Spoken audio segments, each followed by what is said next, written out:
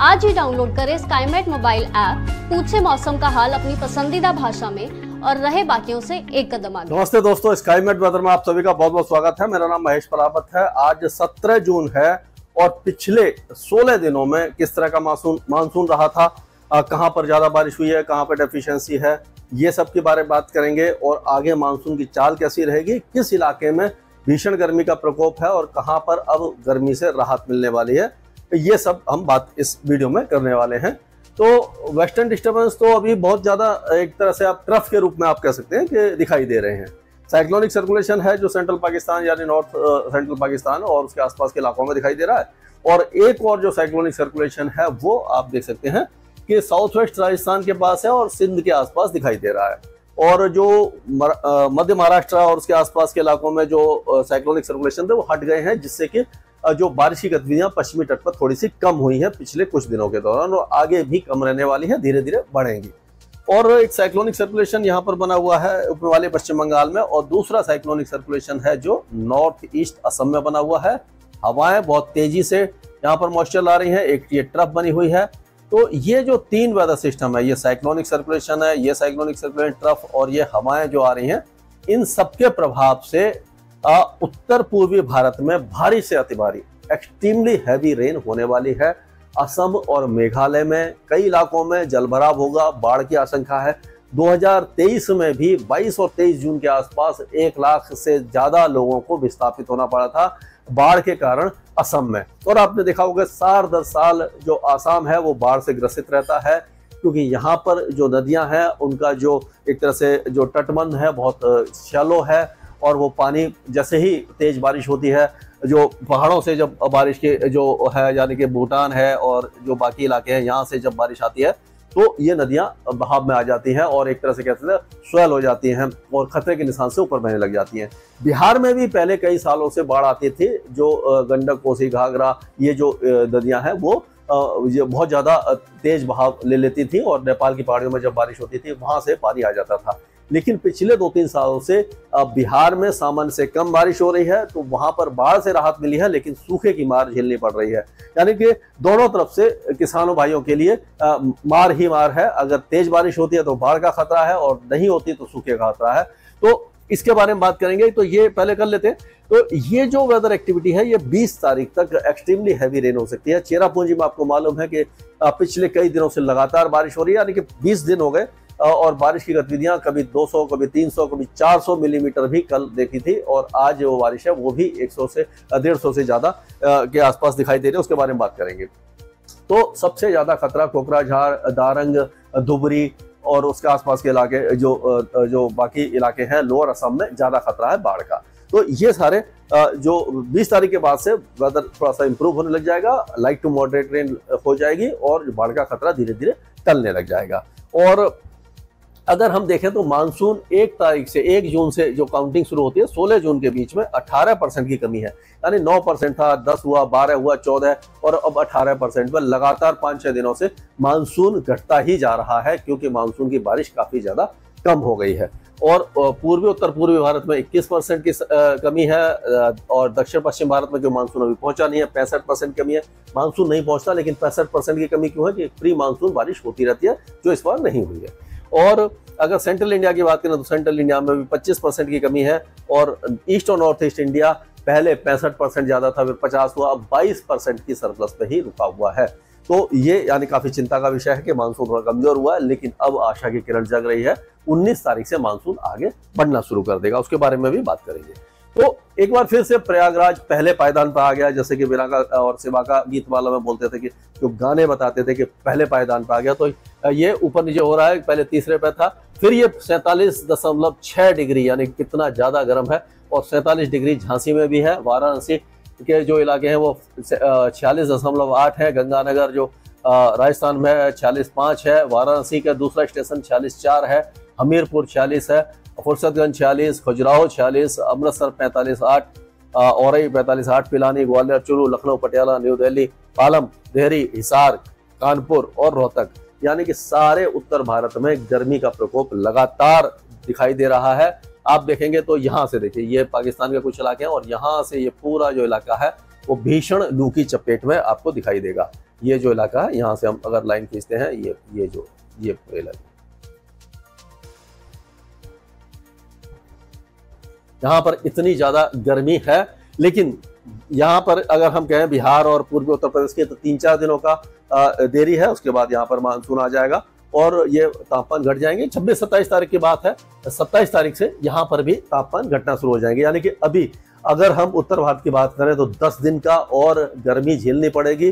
बीच में थोड़ा सा 20 और 21 तारीख के आसपास बारिश वगैरह है, थोड़ा सा राहत मिलेगी, लेकिन गर्मी जो 10 दिनों तक रहेगी। और लेकिन पूर्वी भारत में 3-4 दिनों के बाद राहत मिलना शुरू हो जाएगी। तो ये एक अच्छी खबर है। और लेकिन अभी जो गर्मी है उससे बहुत ज्यादा नुकसान हो रहा है। आपको मालूम है कि लोग परेशान है, बहुत ज्यादा दिक्कत का सामना करना पड़ रहा है। ये मैप है, ये अपना स्काईमेट का नहीं, ये मौसम विभाग का है। इसमें आप देखिए कि ये हीट वेव किस जगह पर है। ये डार्क जो सर्कल है, यहाँ पर सबसे ज्यादा तापमान है। आप देखिए ये प्रयागराज है, वाराणसी, ये जो इलाके हैं, यहाँ पर ये झांसी वगैरह हो गया, ये सारा इलाका सबसे ज्यादा गर्म दिखाई दे रहा है। तो और जैसे जैसे आप साउथ में चलेंगे, पश्चिमी तट पर क्योंकि बारिश की गतिविधियां लगातार जारी है, तो वहां पर टेम्परेचर कम है। नॉर्थ ईस्ट इंडिया में बहुत अच्छे टेम्परेचर आप देखिए, ये 24 से 26-28 के बीच में ये जो मैक्सिमम टेम्परेचर है, और ये 30 से 32 डिग्री के बीच में यहाँ पर मैक्सिमम टेम्परेचर है। उप हिमालय पश्चिम बंगाल और सिक्किम में भी काफी राहत है। लद्दाख वगैरह आपको मालूम है कि पहाड़ी इलाका है, ठंडा रहता है। लेकिन ये उत्तर भारत के जो मैदानी इलाके सबसे ज्यादा गर्म है। गुजरात, राजस्थान, मध्य प्रदेश और ये जो विदर्भ और जो उत्तरी मध्य महाराष्ट्र है, मराठवाड़ा, तेलंगाना, आंध्र प्रदेश, ये सारे इलाके, और तमिलनाडु और रायलसीमा, ये सारे इलाके बहुत ज्यादा गर्मी झेल रहे हैं। तो अगर हम बारिश की बात करें तो जैसे मैंने बताया था, चेरापूंजी में फिर 127 मिलीमीटर देखिए, 126 मिलीमीटर है। सिलीगुड़ी में 127 मिलीमीटर है बारिश। और उप हिमालय पश्चिम बंगाल है सिलीगुड़ी, यहाँ पर भारी बारिश हो रही है। अब धीरे धीरे बारिश की गतिविधियां बढ़ जाएंगी। 18-19 तारीख को उप हिमालय पश्चिम बंगाल और सिक्किम में भी मूसलाधार बारिश हो सकती है। अरुणाचल प्रदेश में भी भारी बारिश की संभावना हमें नजर आ रही है। आप देखिए कूच बिहार, परवनी, गुवाहाटी, सिलचर, मेडक, गडक, ये सारे इलाके जो बारिश है, ये पहले 20 स्टेशन मैंने इसमें आपको दिखाए हैं। और बारिश किस तरह से हो रही है, यहाँ पे देखिए, ये सबसे ज्यादा बारिश इस इलाके में है। उत्तर पूर्वी राज्यों में, ये दक्षिणी मध्य प्रदेश और विदर्भ में कुछ इलाकों में बारिश है, और मराठवाड़ा और उत्तरी तेलंगाना में, और ये सारे जो पश्चिमी तट पर, ये जो आपका गुजरात के कुछ इलाके हैं, वो बारिश देखना शुरू कर दिया है। अब धीरे धीरे यहाँ पर अभी समय है, लेकिन हाँ हल्की फुल्की बारिश होती रहेगी और 24 तारीख के आसपास मानसून आगे बढ़ना शुरू कर देगा। तो अब हम देखते हैं, ये सैटेलाइट पिक्चर है आज का। इसमें आप देखिए कि उत्तर पूर्वी राज्यों में बहुत ज्यादा तेज बादल बने हुए हैं, यानी कि स्ट्रॉन्ग ये है। यहाँ से इस तरह से ये हवाएं आएंगी, ये साइक्लोनिक सर्कुलेशन यहाँ है, ये साइक्लोनिक सर्कुलेशन है, ये ट्रफ आएगी। इन सब के मिले जुले प्रभाव से इस इलाके में बहुत ज्यादा हैवी बारिश की संभावना दिखाई दे रही है। तो अब हम पंजाब से शुरू करेंगे। तो पंजाब में ऐसा लग रहा है कि 19 और 20 तारीख को बारिश की गतिविधियां होने वाली हैं। कई इलाकों में होंगी, क्योंकि वेस्टर्न डिस्टर्बेंस है, साइक्लोनिक सर्कुलेशन है, ट्रफ है। तो ये सारा जो वेदर सिस्टम है, उसके कारण पंजाब के कई इलाके 19 से 21 के बीच में बारिश देख सकते हैं। और उसके बाद थोड़ा तापमान गिर जाएगा। उसके बाद फिर से जो मानसून है वो 27-28 तारीख के आसपास यहाँ पर पहुंचने की संभावना दिखाई दे रही है। अब अगर ये 19, 20 और 21 तारीख को, 19 में थोड़ा कम है, 20 और 21 तारीख को मान के चलिए कि कई इलाके, सिरसा, फतेहाबाद, कैथल, कुरुक्षेत्र, पंचकुला, अम्बाला, ये सारे इलाके बारिश देख सकते हैं।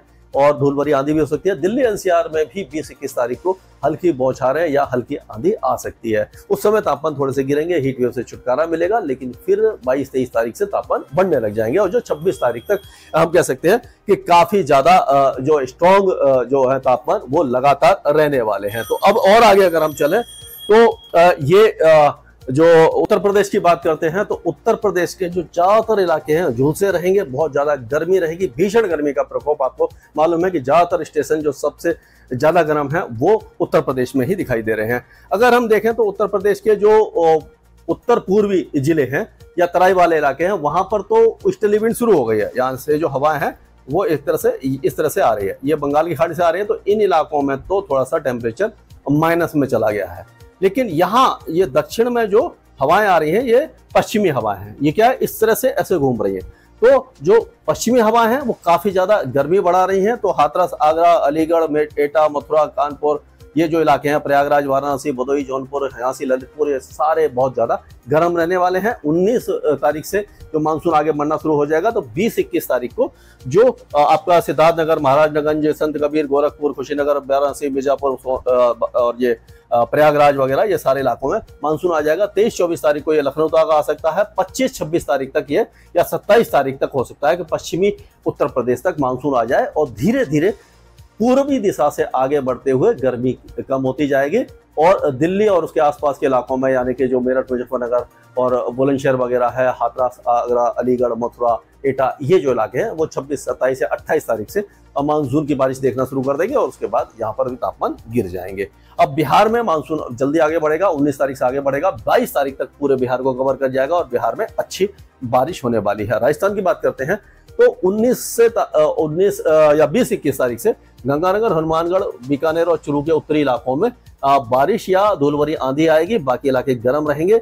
अभी दक्षिण पश्चिमी हवाएं चल रही हैं, इसीलिए जैसलमेर, जोधपुर, बाड़मेर और ये जो इलाके 45 से ऊपर जाने की संभावना नहीं नजर आ रही है।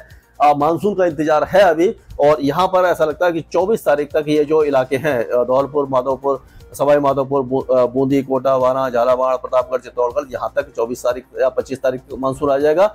26 तारीख तक हो सकता है कि जयपुर, सीकर, नागौर, राजसमंद, ये जो इलाके इनको पार कर जाए और फिर 28-29 तारीख तक ये आधे से ज्यादा राजस्थान को कवर कर जाएगा। 8 जुलाई को वैसे नॉर्मल डेट है जो पूरे राजस्थान को कवर करता है, लेकिन इस बार लग रहा है कि थोड़ा पहले मानसून आ सकता है, ऐसा उम्मीद दिखाई दे रही है।